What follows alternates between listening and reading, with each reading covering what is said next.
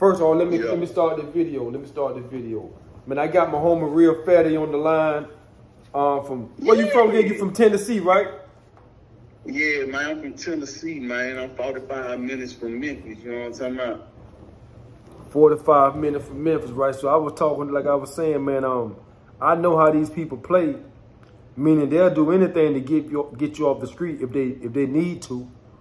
You know what I'm saying? Real talk. If they need to, if they got a quota to meet, and you one of the people that come up on the list need to get off the street for a particular situation, you got to go.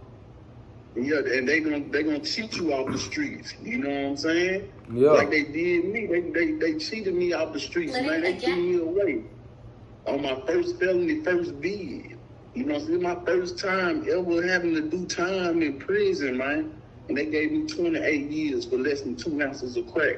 But they hit me with 8.4 keys of ghost dope. That's how they was able to justify what they did, but that's still bullshit though, you feel me? Right. Now, how they go about hitting you with ghost dope? Explain to the people how they was able to hit you with some ghost dope, because a lot of people don't understand that.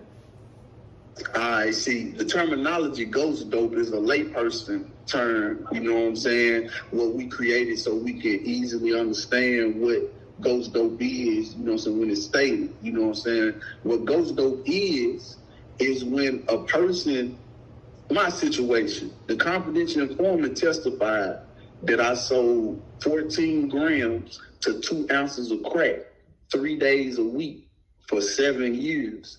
And then the government turned around and hit me with 4 years of that testified conduct, saying that 8.4 keys of ghost dope is a conservative estimate of their testimony. And that's pure word of mouth. On the amount of drugs that they had, I middleman a controlled purchase of crack and cocaine, you know what I'm saying, for the informant, not knowing he was an informant.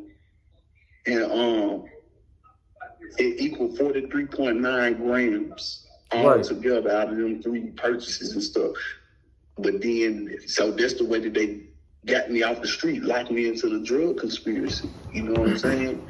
And then the confidential informant was a high-ranking killer and gang member, active gang member status, and an active confidential informant at the same time. And he was the leader over all the vice lords in that town, man. You know what I'm saying? While he was an informant setting us up. So we had to do anything he told us to do. You know what I'm talking about? Right, so he was an OG dude? Yeah. He was, you know, they got ranking, you know what I'm saying, within the gang or whatever. And he was only like 31 or something like that, but he was like a 5DE vice lord. Like he was that's like a lieutenant, you know what I'm talking about? Right, so he was in the vice lords, and they didn't know that he had been working undercover with the government for years. Yeah, see, he was involved. Like back in 1994, he killed a white man. You know what I'm saying? He was like 14 years old, so he went to prison. You know what I'm saying? He went to boys' home or whatever, and then he went to prison, and he served 10 years on a 15-year sentence. You know what I'm saying, in the state or whatever. So after that, he got out and became vice lord. And then he caught a dope case, you know what I'm saying, in 2007. You know what I'm saying? And then after he got 8 years of probation for that, then next, he ended up catching a robbery case where a gun battle broke out and the person ended up dying. You know what I'm saying? Mm-hmm. So the judge told him if he comes before him one more time, man, it's over with for him. You know what I'm saying? So, he put the police on a high-speed chase, threw a gun, threw some dope, you know what I'm saying, and ended up getting caught later, you know what I'm saying, on foot. And he knew it was going to be over with for him. So the FBI, man, cut a deal with him. And that's when he started setting us up, like 17 people on this case, 11 vice lords, a few Crips and GDs and peons. Damn, man. Yeah, this shit real, man. It's deep, man. And I done did 12 years so far on a 28-year sentence, man. You feel me? But my case is deeper than that, though. You know what I'm saying? Like, they really did that to try to silence me, gave me all this time, man. You feel me? Because I had proof of corruption of a government official. You know what I'm saying? Engaging in the unsanctioned illegal drug transaction and shit. And I had that recording on my phone. So when the FBI found out I had that recording of this white government official of the same predominantly white community that the white FBI agent from, man, the agent started using that informant high-ranking gang status to set me up in the case on the drug charge.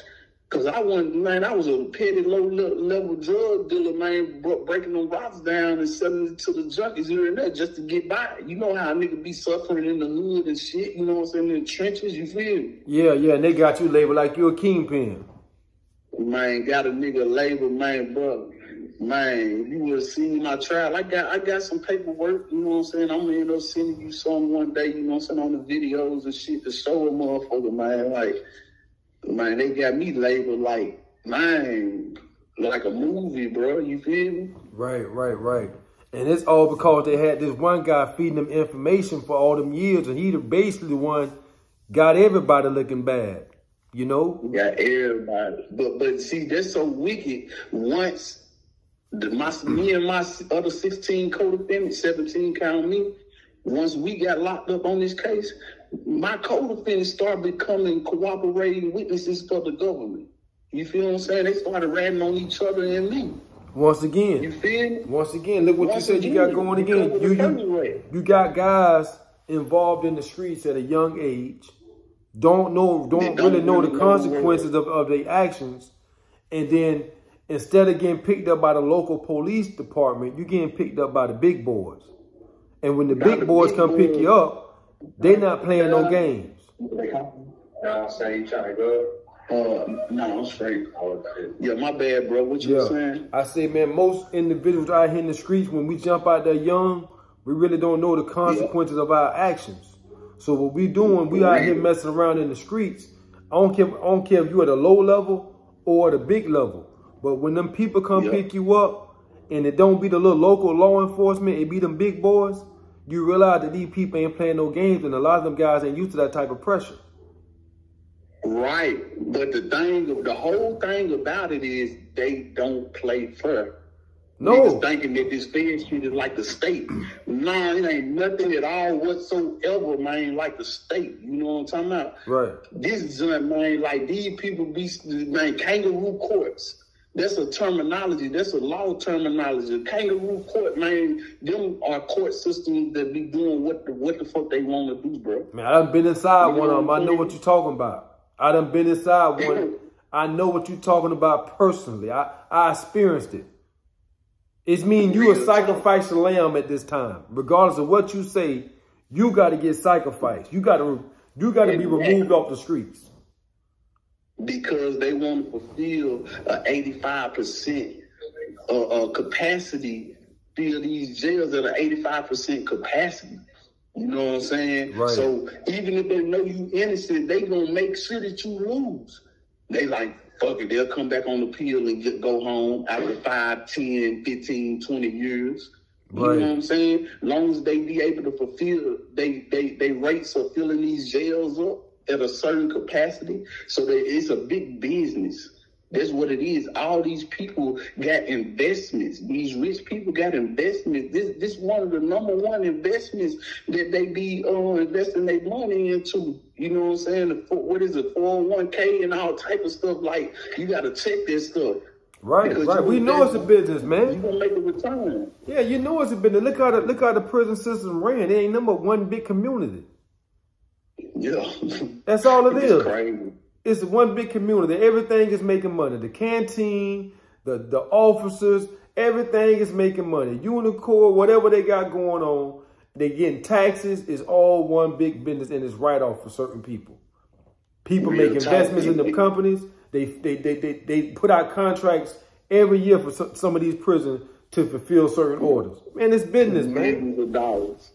It's business, man. It make a little country town have some type of economy, give people jobs. This is what it's all about, man. because people gonna come visit their family here. So now you got other people from other states coming into their little bit ass town, buying food, renting cars, living in the hotels. It got traffic coming, you know what I'm saying? And that's what I got in one of my raps, you know what I'm saying? You know I rap, you feel what I'm saying too? And I got a joint called Polar. And I'm letting the youngsters know in that joint, you know what I'm saying? Like what's really going on. You feel me? Right. Was really like, man, I'm like, bro, if they want to call me a kingpin, call me a kingpin in this prison reform shit.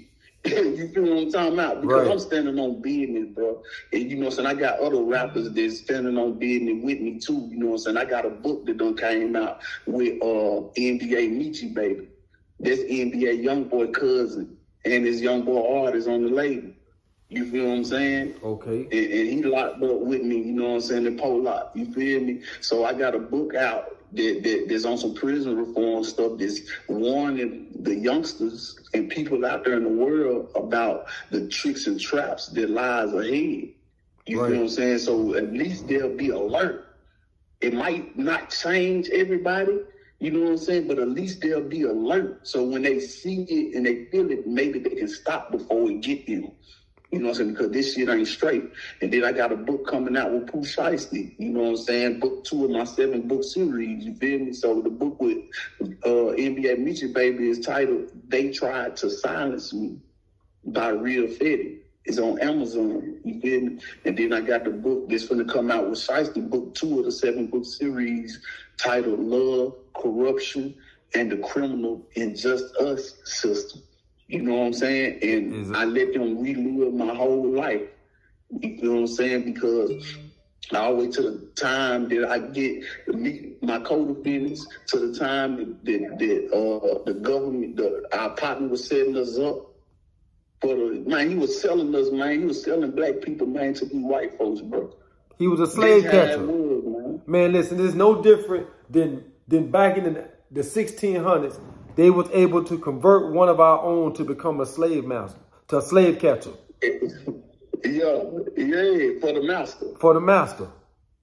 You feel what I'm saying? And bro, that man was really, bro, he got paid $300 for everybody he did against us, and $300 for every gun he bought from us.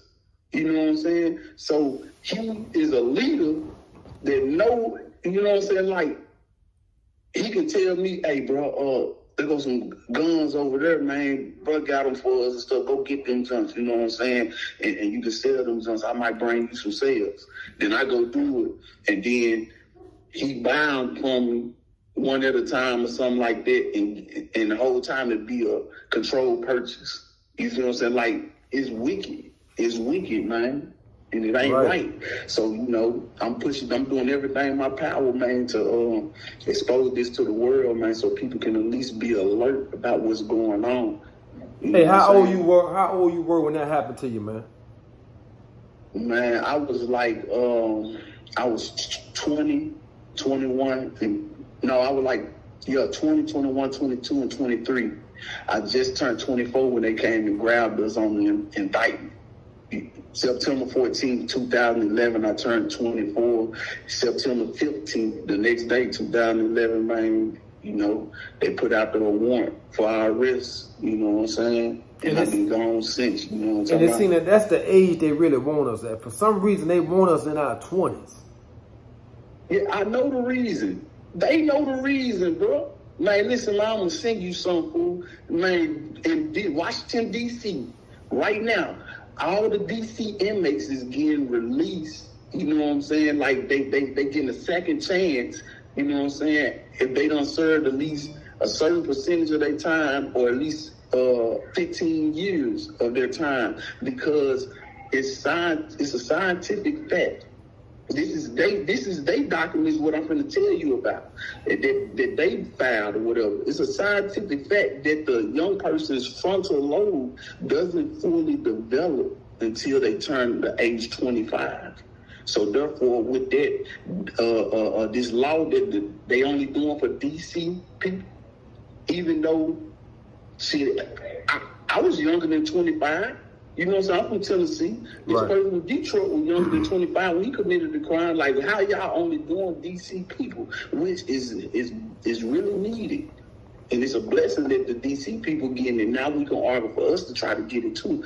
But it's the science on the neuroscience saying that if a youngster is 24 years old and younger, when they committed the crime or offense that they are incarcerated on, it's affected their frontal lobe haven't fully developed. So it's kind of like they're still a juvenile, but they're just a young adult. That's why juveniles get treated differently than adults. You know what I'm saying? Because they don't fully understand the consequences. You know what I'm saying? That's ahead. Hey, you know what? People think, you know what? They don't mean to cut you off, but they been knew that. You know why? That's why they got youth offender camps and adult camps. Yep. Look at the age range. Yep. The youth offenders 18 to 24. Yep. Real talk. When you just said that, I said, guess what? They been knew that. Yeah. Yeah. It opened up another door in your head, ain't it, man? Like, Yeah. damn, it just connected the dots. Why that number is significant? And they been knew that even in the justice system. We're going to keep these kids that's 18 to 24 together. And when they get to age 25, we'll put them in adult prison. Unless this one is just, he's so advanced that he's already an adult, just in a young body. Now we'll go ahead and put him over there with adults because he'll know how to vibe with them. Right. They've been knew this. Yeah, and that's big facts. You know what I'm talking about? That's big facts, bro. And I got the paperwork. It's a DC nigga that left me his paperwork that he just made it home off of this. Yeah, man, see, man, I got a homie may need that, man. I got a homie right now doing 7 life sentences in the state of Florida. And he had a situation where he was accused of shooting 2 police officers, but nobody died. And they gave him 7 life sentences. So I believe he got over sentenced. But that is a situation where he should be able to use that as some type of defense to get some type of relief because he's been gone for so long. Been gone since like 94. Yeah, and you say he's from DC? Nah, he from Florida. But that law should be retroactive. So how old was he when he committed that offense? About 23, 24. See, and that's what I'm saying, bro. That's why I'm doing the things I'm doing and saying the things I'm saying, because he deserved a second chance. Even in that paperwork, it says they know the fact that they said even if it was a crime of violence or a violent act, it's known that the young person's antisocial characteristics would change after they turn the age of 25. You know what I'm saying? Then they can eat. Like, man, it's deep. I'm gonna send you that paperwork, bro, so you can post that. Yeah, man. Man, that's good information because I really want to advocate for my homie to get out, man, because I know him personally. And the guy that they portrayed, that ain't who he really is. He was just influenced at the time from drugs. He was under the influence. That ain't who he really is. You know? Right. He ain't killed nobody. Right. He should deserve a second chance. There's no way he should be stuck in prison for the rest of his life. And I know personally that this guy was heavily influenced under drugs at the time, and he was still then a juvenile in the mind. Right. He should have a 7 life sentence. His mind unchanged. Yeah, his mind unchanged totally, man. You know, he done did shit. He been gone since, he done gone down there 30 years now. Since 94, man, they know, man. 94, 2004. Yeah, down there 30 years. Yeah, so I got a partner, man, that's finna get out. You know what I'm saying? I'm finna tap in with, he real cool with Jay Prince's nephew. You feel me? So I'm supposed to be setting up a meeting to get up with him. You know what I'm saying? So I can try to get up with Jay Prince. You feel me? And I'm finna holler at Jay Prince, man, to see if a nigga can get up with Drake to get an introduction did on one of my books. Because that's what I've been doing, you know what I'm saying? Right. On me and Meet Your Baby book, you know what I'm saying? Meet Your Baby doing an introduction, introducing me to the world, you know what I'm saying? So I can introduce this situation to the world. Right, because it's serious, his man. introduction, he warning the kids, and he warning the people on the outside, like, this is real and this could happen to you. You know what I'm saying? It ain't right. So this ghost dope shit need to be abolished. You feel what I'm saying? Right. So they won't be able to do that, because all they got to do is, if they want you right now, all they got to do is try to set you up with some dope, and you get caught one time with that dope, and then they can throw your whole life away, give you however many amount of years that they want to by alleging a conspiracy. You Right. feel what I'm saying? And that's a dangerous tool for people to have. Them people should not be able to have that dangerous tool, man. Right. To right. be able to just charge us with that. I'm a first-time offender, bro. Non-violent. So therefore, I shouldn't even got over 10 years. I've been learning my lesson, man. Got them 3, 4, 5 years in. Right, you right, know what right. I'm saying? Where did they start you off at? Man, like I told you, bro, when I had the recording that commissioner, the motherfucking FBI agent, Special Agent Shields, man, he had me illegally pulled over by the local police. You know what I'm saying? After he had the confidential informant to set me up on the 3 middleman drug purchases. After that, he had me pulled over because I'm locked in a drug conspiracy now after them 3 purchases. They can make it look like that. And then, like April 2011, they found out I had the recording. You know what I'm saying? Because informant and everything, I let them hear it and everything, because he was a big dog. I didn't know he was an informant, and nobody know. That's how he was setting us up. So he knew what phone I had it on and all that. You know what I'm saying? Right. So then, boom.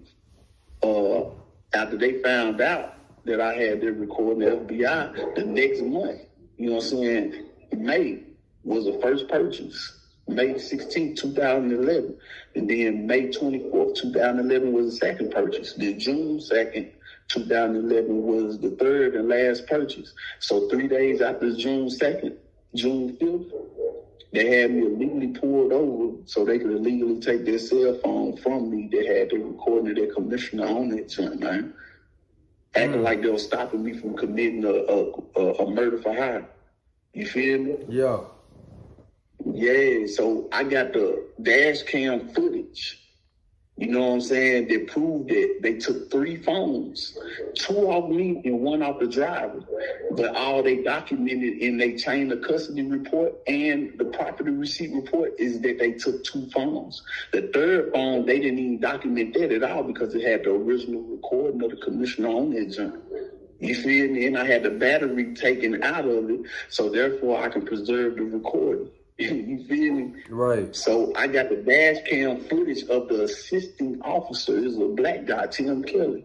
He was the assisting officer that pulled up to help Jeffrey Scott, the original officer that pulled me over for the FBI, and the lieutenant who told him to pull me over to watch for when I get off the exit, because the informant was on the phone with me. He knew I was going to get off the exit.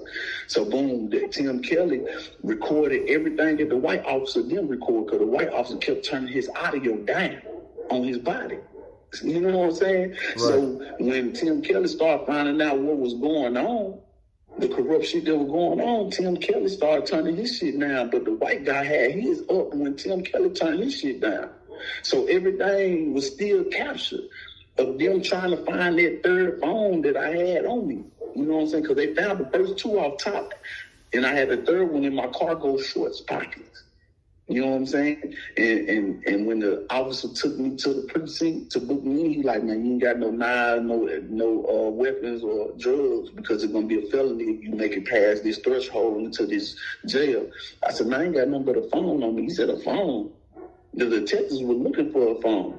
Right. So I handed it to him, and he looked at it, and he was like, man, I gotta take this. I said, nah, that's my phone, man. Put that in my property. He was like, he called the detective. He was like, hey, I found another phone on Mr. Rivers. Do you want me to? And then he cut off. And he was like, oh, okay. And he said, no, I'm taking the phone. The detectives got your other phone too. Like that. So I'm hooping and hollering about the phone and how they searched for that phone for so long during the traffic stop that black officer Tim Kelly said something was wrong. So he walked me in front of his car and held the phone up on his dash cam camera and looked at me and said, state your name for the camera to know that you made it safe. I'm like, Sterling Rivers. You know what I'm saying? Then he looked at me and held the phone up and waved. Shit, I ain't say shit else. I got that bitch on camera. And the other agents didn't know back at the scene. So that's why they still cuffed it and hid it. And so that's the way I put a $7 million lawsuit in on their ass, you know what I'm saying, about concealing my third phone, trying to protect their commissioner, you feel me? Right. Cause they you was able to get the dash cam footage for when you got all your paperwork. Yeah, I got all that too. That's what me and Meet Baby book about. That just got hyperlinks in it that'll take you to my business IG page. You know what I'm saying? Right. And when you go to the business IG page, as you read the book, if you got it electronically on the phone or if you got the book physically in your hand, as you read my book, I tell you what happened. Then I reference the exhibit, see exhibit 1 or 2 or 3, which would be the audio or either the document or the video. And all the audio documents and videos on my IG page, the business IG page, t.real.s_enterprise. You know what I'm talking about? Right. I mean, how many cases you think the government have out here like that with a lot of dirty, illegal activity going on to get guys locked up? Bro, you would think I'm exaggerating, bro. But it's hundreds of thousands, bro. I'm talking about you would think that I'm exact, bro. It's so many people behind these walls, bro, with these stories that ain't just got stories, got evidence, man. But don't know who to contact, how to contact them. And if we do, most times, don't nothing happen if you ain't got nobody behind you. I've been trying to expose this for 11, 12 years, and now finally I'm able to bring this shit to light, you know what I'm saying, because social media don't got so popular and big. You know what I'm saying? That I got a voice now.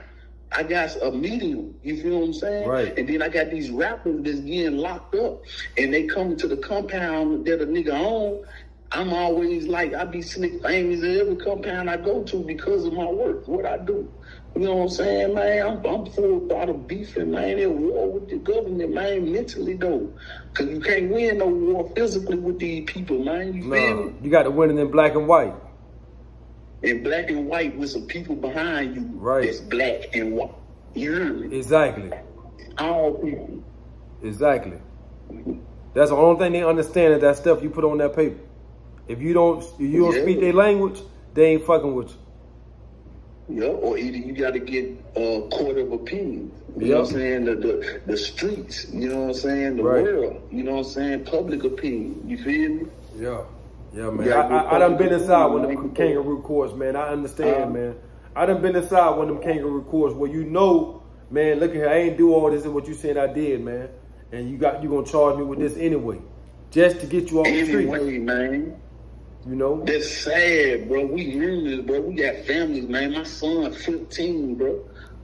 That man was 2, finna turn 3, man, when I left. That man bigger than me, you hear me? Right.